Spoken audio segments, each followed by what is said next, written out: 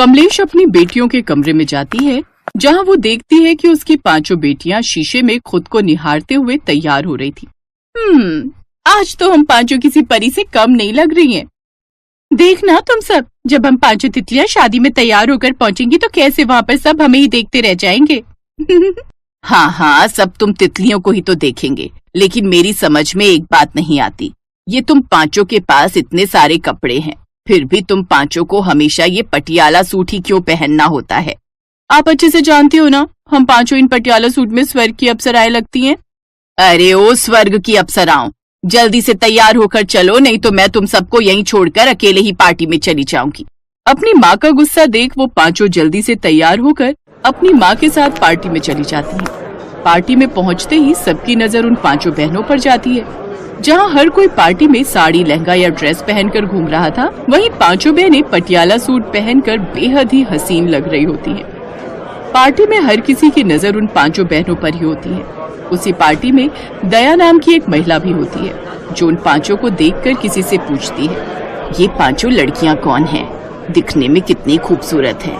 अगर ये पांचों मेरे घर की बहुएं बन जाएं तो ईद का चांद उतर आए मेरे घर। ये हमारे एक रिश्तेदार की बेटियां हैं, तुम कहो तो मैं बात करूं उनसे? हाँ, क्यों नहीं।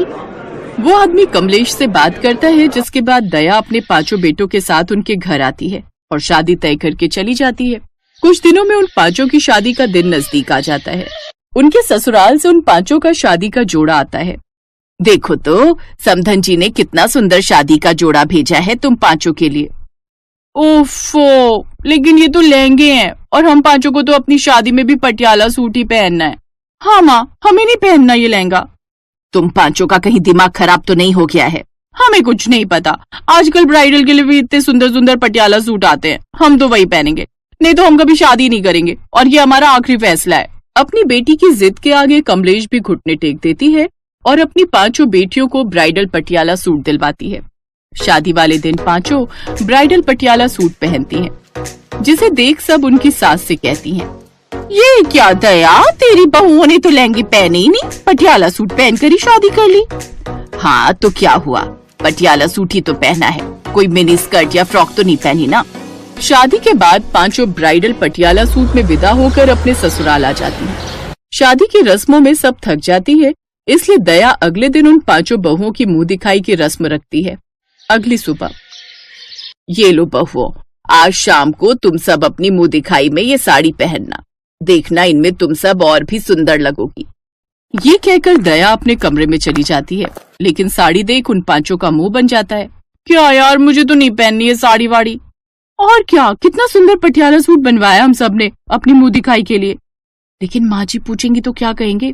कहना क्या है, बोल देंगे हमें साड़ी पहननी नहीं आती। और फिर ये सूट भी तो ट्रेडिशनल सूट ही है। शाम को पांचों बहुएं अपने मायके से लाया हुआ पटियाला सूट ही पहनती हैं, जिसे देख मोहल्ले की औरतें बातें बनाती हैं। हे भगवान, दया की बहुओं को तो देखो, आज भी ये पटियाला सूट पहनकर बैठी हैं। ऊपर से या तो किसी की बाजू नहीं या किसी का गला इतना खुला, और सूट की लंबाई कितनी छोटी है, शुरू होते ही कुर्ती खत्म हो जाती है। सच में दया, तेरी बहुओं ने तो सारी हदें ही पार कर दी, कितनी बेशर्म है ये सब तो। आंटी जी, आप हमें बेशर्म कह रही हैं? ढोल पर ट्रांसपेरेंट साड़ी पहनकर नाचने वाली वो जिसका ब्लाउज बहुत ही डीप था, वो आपकी बहू ही है ना? चुप कर, और कम से कम मेरी बहू साड़ी तो पहनती है। चलो सब यहाँ से, आई बड़ी है हमें समझाने वाली।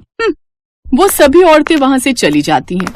ऐसे ही कुछ दिन बीत जाते हैं, लेकिन अभी भी दया की सभी बहुएं साड़ी या कुछ और पहनने की बजाय हर वक्त पटियाला सूट ही पहनती। ये सब देख अब कहीं न कहीं दया भी अपनी बहुओं के पटियाला सूट से तंग आ चुकी थी।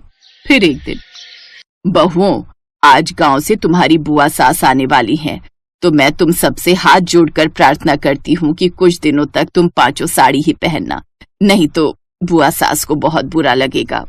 लेकिन वो पांचों किसी की नहीं सुनती और अब भी पटियाला सूट पहनकर ही घूमती हैं। शाम को जब बुआ सास आती है तो पांचों बहुएं पांव छूने के लिए झुकती है, जिससे उनका डीप गला नजर आता है और पटियाला की छोटी कुर्ती और भी ऊपर हो जाती है। उन पांचों को ऐसे देख बुआ सास को बहुत गुस्सा आता है। छी छी छी, दया, तेरी बहुओं ने तो बेशर्मी की सारी हदें पार कर दी। कैसे कपड़े पहने हैं इन्होंने, तू तो गांव में कितनी सभ्यता से रहती थी, लेकिन लगता है अब तुझ पर भी शहरी रंग चढ़ गया है जो अपनी बहुओं को कुछ कह नहीं रही। तू भी अब इनकी तरह बेशर्म हो गई है क्या? अपनी ननद से इतनी बातें सुनकर दया की आंखों में आंसू आ जाते हैं और वो रोते हुए अपने कमरे में चली जाती है। उसकी ननद भी उसके पीछे पीछे चली जाती है। तभी उसकी पांचों बहुएं आपस में, आज हमारी वजह से हमारी सासू माँ को कितनी बातें सुननी पड़ी और उनकी आंखों में हमारे कारण आंसू भी आ गए। उनको मनाने का मेरे पास एक आइडिया है, सब इधर आओ। किंजल उन सबके कानों में कुछ कहती है, जिसके बाद वो पांचों अपनी सास की मुंह दिखाई पर दी हुई साड़ी पहनती हैं और दया और बुआ सास के पास चाय और पकौड़े बनाकर लेकर जाती हैं। अपनी पांचों बहुओं को इस रूप में देख वो दोनों बड़ी खुश होती हैं। अब वो पांचों कभी कभी पटियाला सूट तो कभी कभी साड़ी पहनती, जिससे वो पांचों तो खुश थी ही, साथ में उनकी माँ और सास दया भी।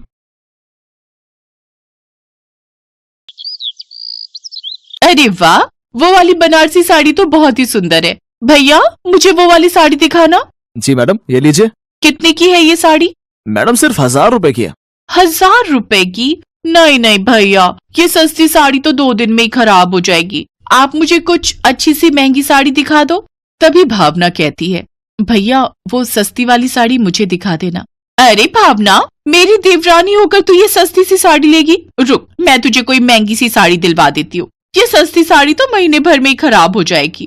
मैडम बिल्कुल ठीक कह रही हैं आप, ये महंगी वाली कोई साड़ी ले लीजिए, ये सस्ती साड़ी तो जल्दी खराब हो जाएगी। मैं अच्छे से जानती हूँ तुम जानबूझकर ऐसा कह रहे हो ताकि तुम्हारी महंगी साड़ी बिक जाए। तुम दुकान वाले तो सोचते हो कि हम सारा पैसा बस इन महंगे कपड़ों में ही लुटा दे। भावना, अगर पैसे नहीं लाई हो तो मुझसे ले लो, बाद में लौटा देना, कौन सी जल्दी है। अरे नहीं दीदी, मुझे तो वो सस्ती वाली चाहिए। भैया आप उसे ही पैक कर दो। ओफो, तुम नहीं मानोगी। ठीक है, जैसी तुम्हारी मर्जी। भैया आप मेरे लिए तो वो महंगी बनारसी साड़ी जो 7000 की है वो वाली पैक कर दो। दोनों देवरानी जेठानी अपनी अपनी साड़ियां लेकर घर आ जाती हैं। वाह वाह, कितनी सस्ती और सुंदर साड़ी मिल गई मुझे तो। अगले हफ्ते शर्मा जी के बेटे की शादी में मैं तो इसे ही पहनकर जाऊंगी। ऐसे ही 1 हफ्ता बीत जाता है। वो दोनों अपनी नई बनारसी साड़ी पहनकर उस शादी में जाती हैं। फिर अगले दिन जब भावना अपनी पहनी हुई साड़ी धोती है तो पहली धुलाई में ही उसका सारा रंग उतर जाता है और उसमें बड़े बड़े से धब्बे भी हो जाते हैं। तो वहीं दूसरी तरफ जेठानी अनीता की साड़ी धुलने के बाद और भी ज्यादा चमक मारती है। ये देख भावना हैरान रह जाती है, लेकिन इसके बाद भी वो अपनी हरकतों से बाज नहीं आती। दरअसल वो एक गरीब घर की लड़की थी जिसकी शादी अमीर घर में हुई थी, लेकिन उसकी बचत करने की आदत अभी भी वैसे की वैसी ही थी। ऐसे ही वक्त गुजरता है। एक रोज भावना शॉपिंग पर जा रही होती है तो उसकी सास उससे कहती है, अरे छोटी बहू, तू बाजार जा रही है ना, तो मेरी सहेली उर्मिला के लिए मॉल से एक अच्छी सी साड़ी ले आना। वो क्या है ना, उसका जन्मदिन है, उसने एक पार्टी रखी है, तो मैं सोच रही हूँ उसे जन्मदिन पर एक अच्छी सी साड़ी ही दे दूं। तू अपने हिसाब से कोई सी भी अच्छी सी साड़ी खरीद कर ले आइयो। मैं बड़ी बहू को कह देती, लेकिन उससे ऑफिस में आज जरूरी काम है, इसलिए वो देर से आएगी। जी माँ जी, आप चिंता मत कीजिए, मैं बाजार जा रही हूँ, मैं लेती आऊंगी। कुछ देर बाद भावना मॉल के अंदर साड़ियों के शोरूम में जाती है तो साड़ियों का रेट सुनकर वो हैरान रह जाती है। हे भगवान, इतनी महंगी साड़ी 10,000 रुपए की? नहीं नहीं, किसी को देनी तो है, थोड़ी सस्ती ठीक रहेगी, इतनी महंगी देकर क्या करना। ये सोचकर भावना उस शोरूम से निकलकर एक सस्ती सी छोटी सी दुकान में जाती है और वहां से 500 रुपए की सस्ती सी बनारसी साड़ी ले लेती है। अरे वाह, इतनी सुंदर साड़ी देखकर तो उर्मिला आंटी खुश हो जाएंगी। ऐसा करती हूँ, एक साड़ी माँ जी के लिए भी ले लेती हूँ, वो इसे पहनकर पार्टी में जाएंगी तो बहुत सुंदर लगेंगी। साड़ियां लेकर वो घर आ जाती है। शाम को भावना की सास सरला उसकी लाई हुई साड़ी पहनकर पार्टी में चली जाती है, जहाँ उसकी सहेली उसकी तारीफ करती है। अरे वाह सरला, तेरी साड़ी तो बहुत ही अच्छी लग रही है, कौन से मॉल से ली? ये साड़ी मुझे मेरी बहू ने गिफ्ट की है। तभी कोने में बैठी 2 सहेलियां आपस में चुगली करते हुए कहती हैं, सच कहूं माया, तो मुझे तो ये किसी मंगल बाजार की साड़ी लग रही है।